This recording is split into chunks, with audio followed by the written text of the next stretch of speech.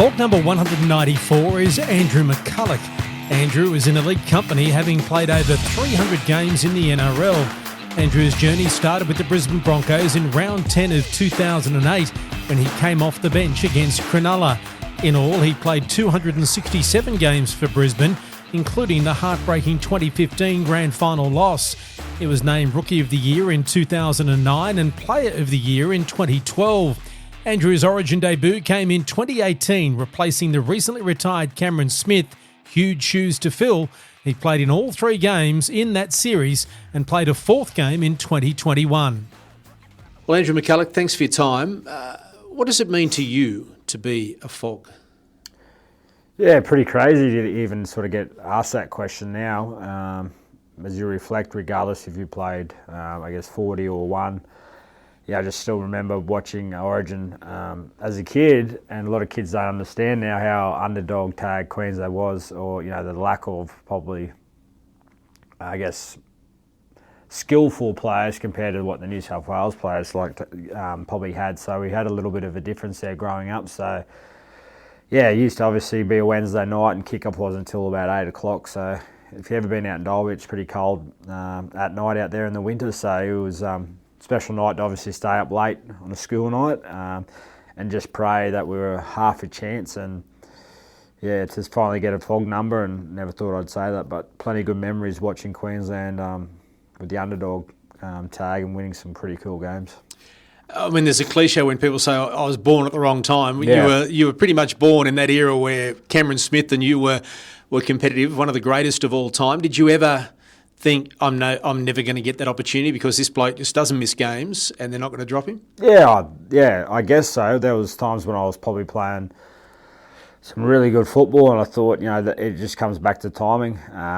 That's the way it is. And like I try to explain to younger boys coming now, everyone's got their own path and to wherever they want to try and get to. So some guys come at a peak time, spot opens up that's just there for them. Other guys have got to buy their time and grind it out and just play consistent football. And there was probably a period there I didn't know if it was going to happen, which I was fine about because I knew in my head that I'd given so much mentally and also physically to get myself right to play week in, week out for the Broncos. I mean, if it wasn't going to happen, then so be it. I'd never be embarrassed to say that. I just knew I'd put everything into it. That's probably what I give guys a bit of lesson now, that you haven't failed if you give yourself every opportunity to succeed and give yourself every chance. So you can look at yourself a bit easier then when you know you've done that. It's probably just the other way if you're giving up shortcuts or haven't done something to the best of your ability, where you can kind of, have a bit of regret about certain things. But I never had that. So, it finally came when he wanted to pull it up. But, yeah, like I said, it could have been anyone too that time. As a more mature debutant, did that make it any easier for you? What were the nerves like, or what was it like when you finally got that opportunity? Well, I guess a bit more relieved. Finally got a chance. I think the week you hear about a lot of stories of camp, I just wanted to go in there and enjoy camp for what it was. Each day, something different. Obviously how well you're treated, the build-up, the hype, media, the whole thing. And I was lucky enough to room with Billy, sort of my first week of when I played. So, yeah, just trying to take it all in, and sort of later on in the game when it came, worry about it then. But I just wanted to make sure I enjoyed something that I'd probably worked for since I was, who knows, 12 or 13 or 14.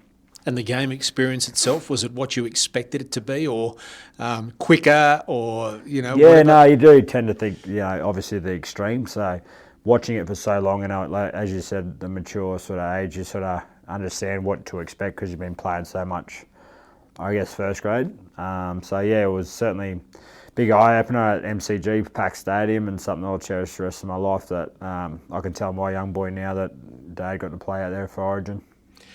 How does a boy from Dalby get to play over 300 NRL games? How did you arrive in Brisbane, firstly? Yeah, well, like I said, played for the Dalby Devils and played in the the Darling Downs schoolboys competition, and the great Cyril Connell was always out and driving around to all the schoolboys competitions, and I think it was an under-12s competition where ended up playing fullback for Queensland from that. So he sort of picked me up from there. Benny Hunt was in that team, Chris Lynn. So some guys that sort of went on some good careers there as well. So James O'Connor was another one. So yeah, I guess it started from that age where he decided to give me a scholarship, which is $1,000 and a pair of boots. I was more pumped with a pair of boots than I was $1,000, obviously, because my parents just put it in the bank for me. But yeah, so obviously started from those grades through primary school and high school of representative football. Made some state teams along the way, but I just made sure I always really worked hard because I knew physically, I guess I wasn't as big or strong. I was never as fast as any other kids that are certainly out there, but I just had to find ways to get better and improve and work hard. And if I trained Tuesdays and Wednesdays and I know Fridays, the other days off, I knew I had to do something else to slowly get me better, but also getting in that worth ethic that you can slowly build into yourself that gets you in good stead for later on, and to do things that you don't always want to do because you don't always feel like training, but the end goal outweighs probably a lot of that days where you don't feel like doing something or waking up and doing it. So a lot of sacrifices. I think the early morning starts that people don't go unnoticed, go down the oval, a lot of help from school teachers, after school training, things like that that go unnoticed. So I was really, really lucky to put that into a lot of effort through high school that landed me I guess an opportunity to come down to Brisbane for year 12 to play a bit of union and live at Paul Bunn's house, which is in Red Hill, which had a few other boys that were boarding at the time, Dave Taylor, Rod Davies. They were sort of older guys, but the reason for that was Broncos didn't want me to be 17 and be out in Dalby playing local A grade.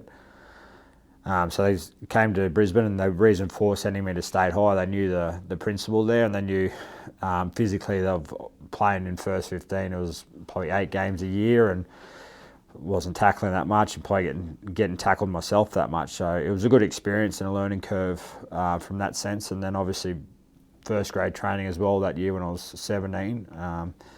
So being with those older guys and living with the older guys, you start to learn different traits along the way, both good and bad. But yeah, certainly from there, sort of got my shot after that and trying to let it go. When did you realise that there was this golden opportunity and you had that taste or that within reach of making it? I guess when they first get incentive to move down here, I think they sort of gave a bit of a shot then that they see a little bit of a future there with me, and I guess the punt on the 17-year-old kid to sort of come down and get out of his comfort zone, which I went to a school of 400 to a school that's probably got 2,400. Walking 2 blocks to school compared to 2 train stations, 2 bus stations, to school. So I guess my repayment to them is to put everything into it. I thought that if they're willing to bring me down, then I'm half a shot. And obviously the new 20s concept coming up as well that following year was a goal to sort of get into that system. But the first grade training before the 20s, I think then sort of the penny really started to drop that I really, really wanted to, because I knew there was only myself and Jared Beale that was 17 training with the first grade boys regularly. And then I was lucky enough to have 3 games at 18 that following year as well. So yeah, it sort of take off, but I just knew I had to keep at it.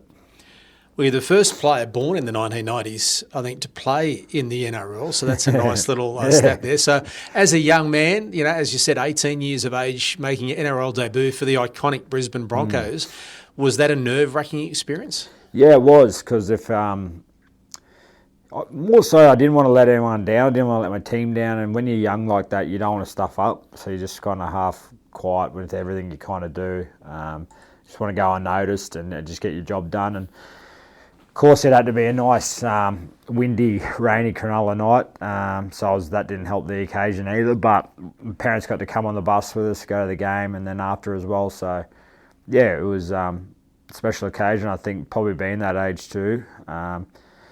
Look back now, I think, that was obviously 8 of the 18-year-old kids playing in that first grade spot. It is quite daunting, and you can see the different challenges that they have now.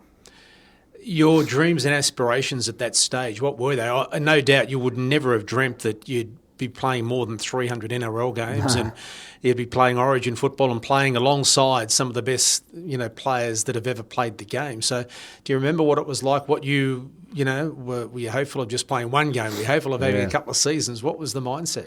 Yeah, well, there were a few, obviously, that first year when I was 18, and then they started to put me in at hooker that year, so that was my first year as, playing hooker.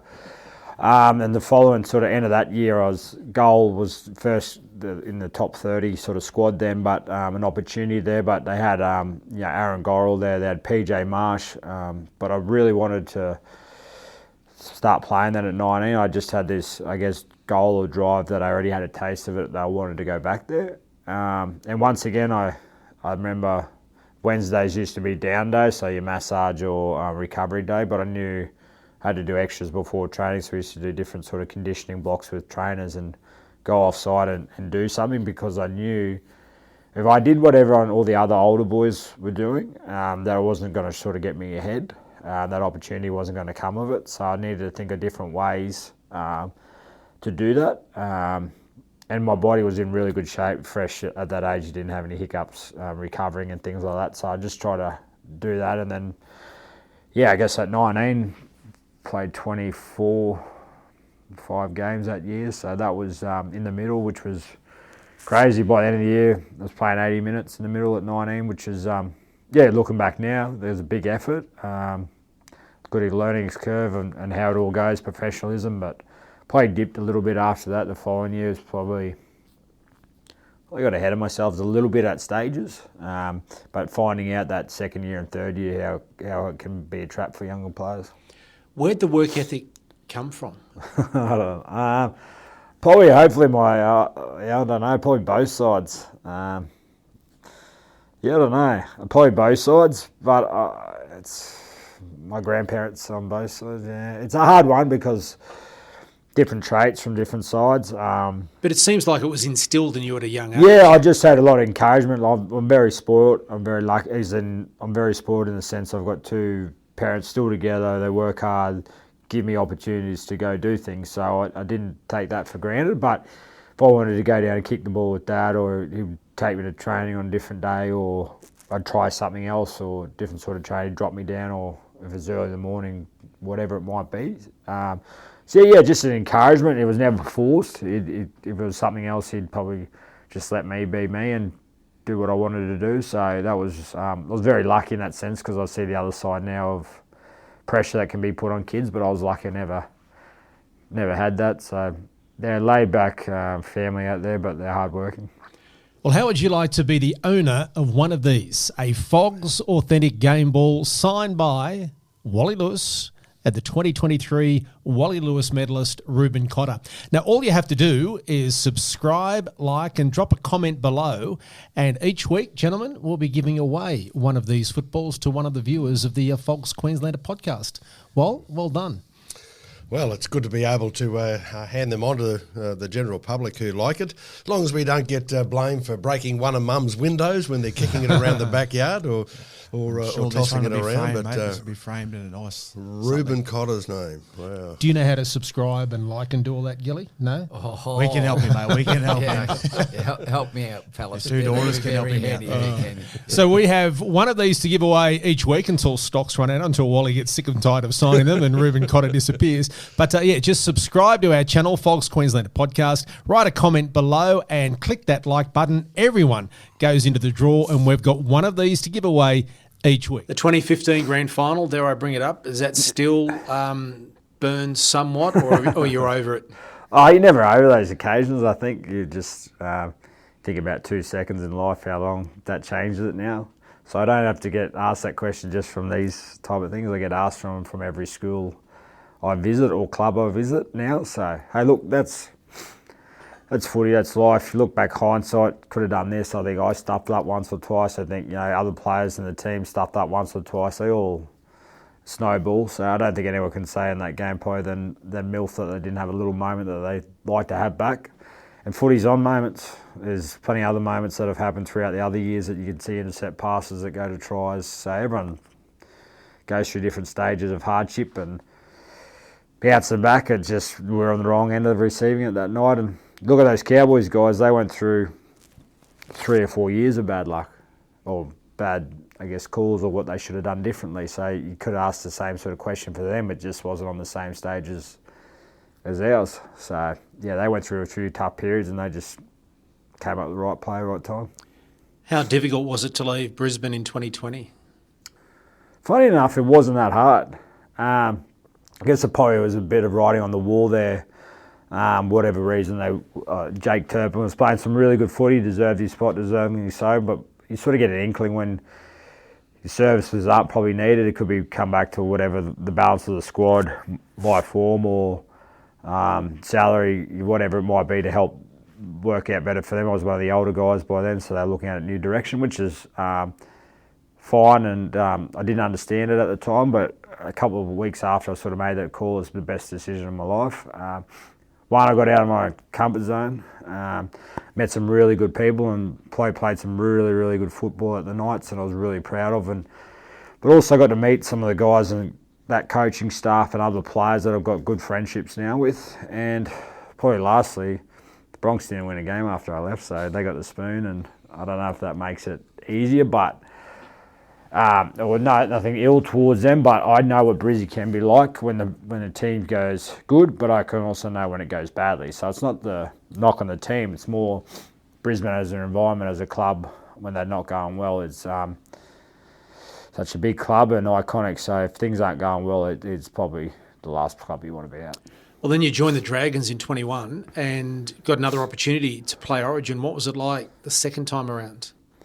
Yeah, it was odd because I wasn't expecting to. I was actually at a barbecue and I was having a few beers or whatever because we had it was the break, or we just finished playing, so I thought I was having the week off. So I was at a barbecue having beers, and I didn't have my phone. I wasn't answering phone calls, so I didn't get it for a while, and then I had too many beers, and then I went home, but then I ended up getting a phone call from the general manager, because Paul Green or someone was trying to call me, but I didn't have their number, and realised I was playing, but I knew it was that late that because I'd already left St George the next day, left my gear there, I didn't think I was playing.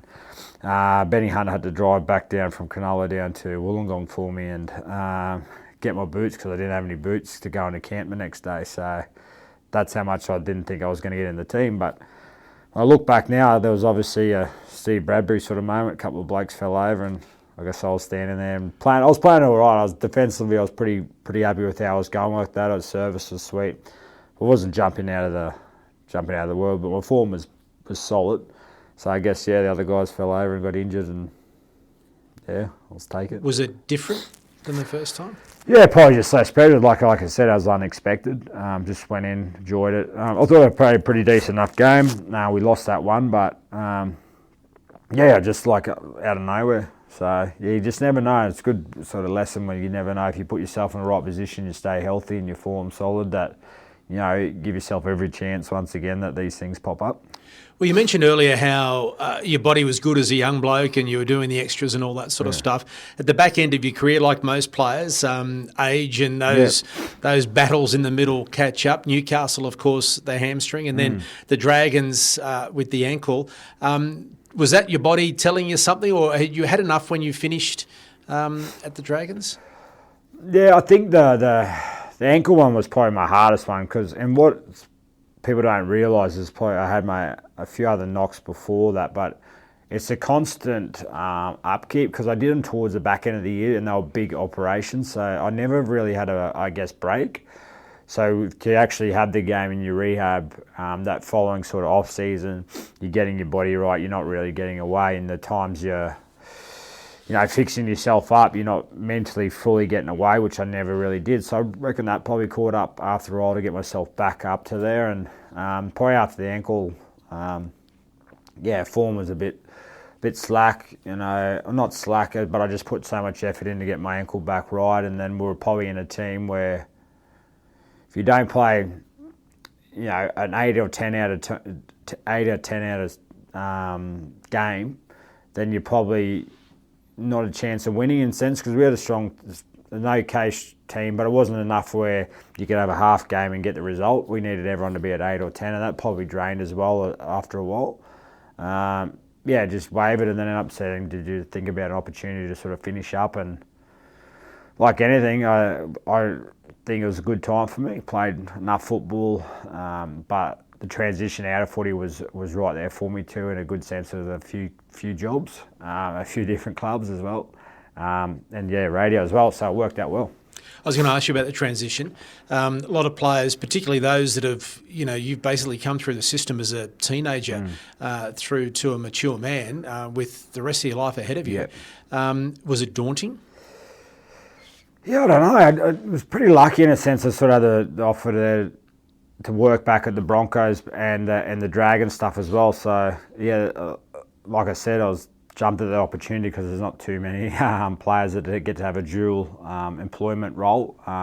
So I took that as well. And then a couple of things I did throughout the year when I was still playing at SEN as well. There was a sort of a small gap to call some games and get your foot in the door that way and meet some guys and come back home. And I probably, like I said, squeezed enough out of my body to, do I really want to go one more year and squeeze everything out of my body, or is it time to sort of take that opportunity now when it's presented to me in obviously lifestyle coming back home, but also those job opportunities? And I thought, you know what, I've done a fair bit out of my shoulders and body that I'm going to take my wife home.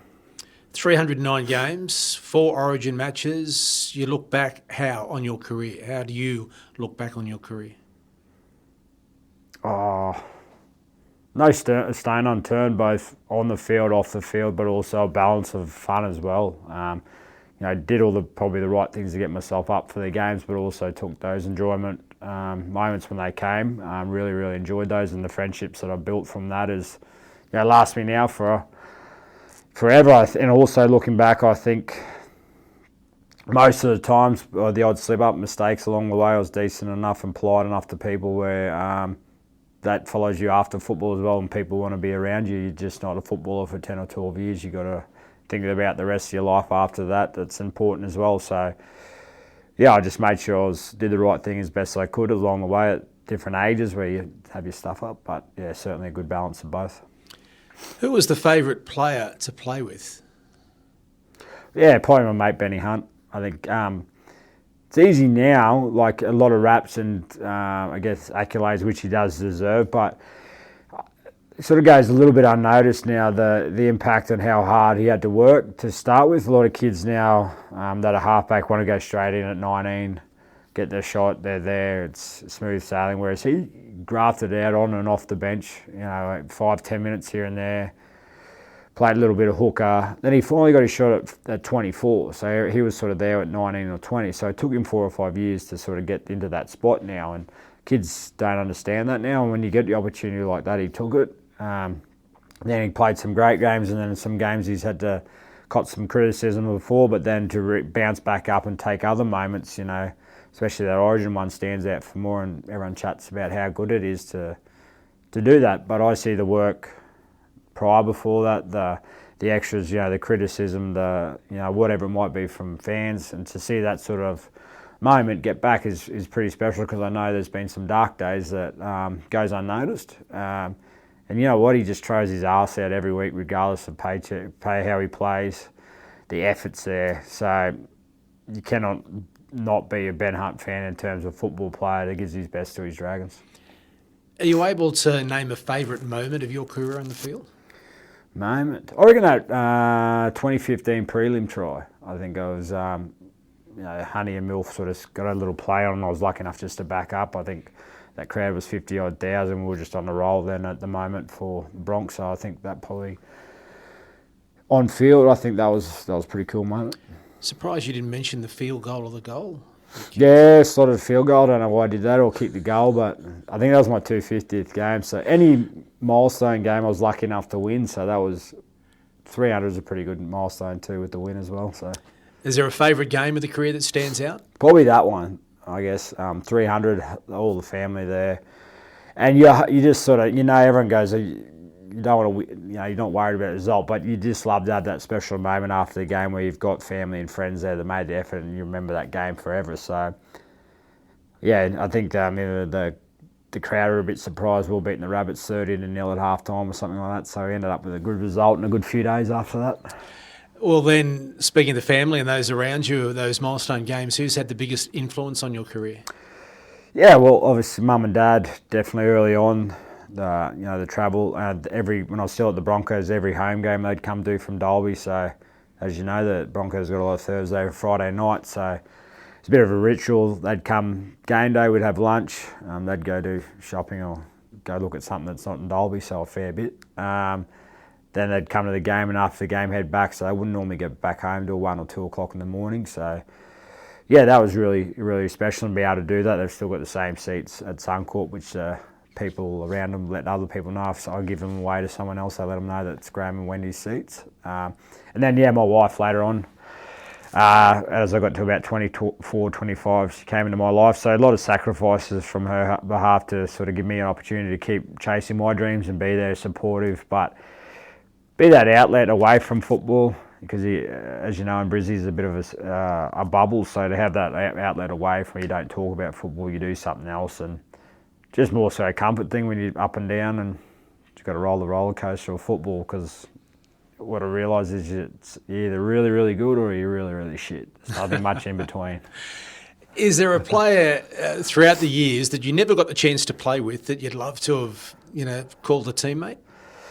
Jared Royer-Hargraves, I think. I think he's a bit of an odd one. I was good mates with Jakey Friend as well, so he's always spoke about, playing with Jared. He's probably one of the last sort of guys of that intimidating front rower that gets old school, gets suspended, trains hard. He's one of those guys, and hops is fine, but he's never coached it out of him, so you got to give a lot of credit to Trent Robinson. He's who he is, and whoever you speak to, they absolutely love him. I played a little bit against Jared growing up when he was at Manly and things like that. So someone like that, Adam Blair was similar mould, those type of guys that I played with, obviously Adam, but those guys that were probably a little bit off centre was always good. What advice would you give to a young bloke that's maybe starting out like you were many moons ago?